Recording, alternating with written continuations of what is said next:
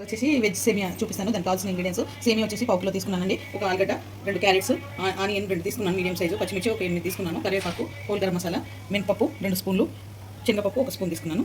ఇప్పుడు వాటర్ పెట్టుకున్నాను, బాగా మసులుతున్నాయి. వాటర్లో ఒక స్పూన్ ఆయిల్ పోసుకున్నాను. ఇప్పుడు సేమియా వేసేసుకుంటున్నాను.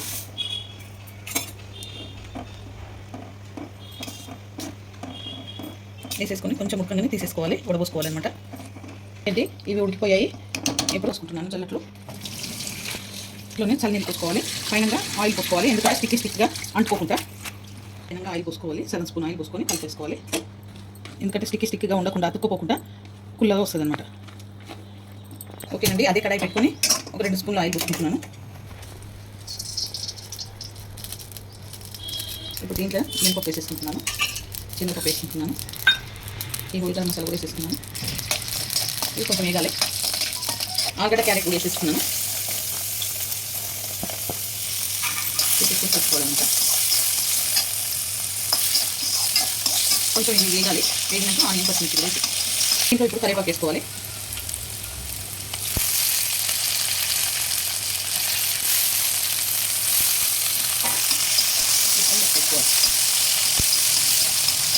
పిల్లలకు చాలా హెల్దీ అండి, పెద్దలకు కూడా. ఈ క్యారెట్ ఆలుగడ్డ తినరు కదా కొంతమంది. ఆలుగడ్డ అంటే తింటారేమో, క్యారెట్ తిన్నారు కాబట్టి ఇలా చేసుకుంటే చాలా హెల్దీగా ఉంటుంది.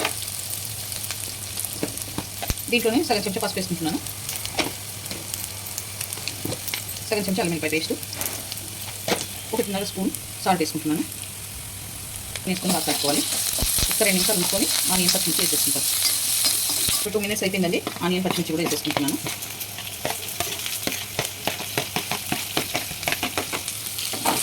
వేసుకొని బాగా కలుపుకోవాలి.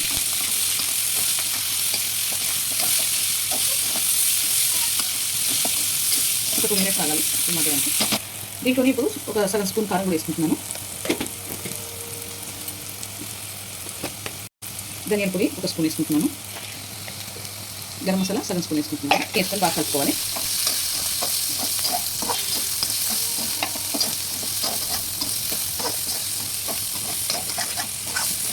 ఇప్పుడు అయిపోయిందండి. ఈ సేమియాలన్నీ ముద్ద ఉన్నాయి, ఇలా అనుకుంటూ వేసుకోవాలి, విడివిడిగా చేసుకుంటూ.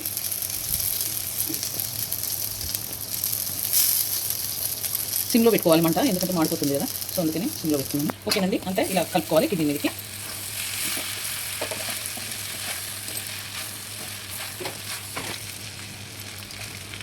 అయిపోయింది.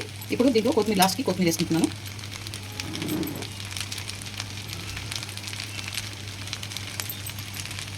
చాలా బాగుంటుంది, మీరు కూడా ట్రై చేయండి ఇంట్లో. ఈ వీడియో కనుక నచ్చితే లైక్ చేయండి, షేర్ చేయండి, కామెంట్ చేయండి, సబ్స్క్రైబ్ చేయండి. చాలా బాగుంటుంది, పిల్లలకి లంచ్ బాక్స్లోకి చాలా టేస్టీగా ఉంటుంది. మీరు కూడా ట్రై చేయండి.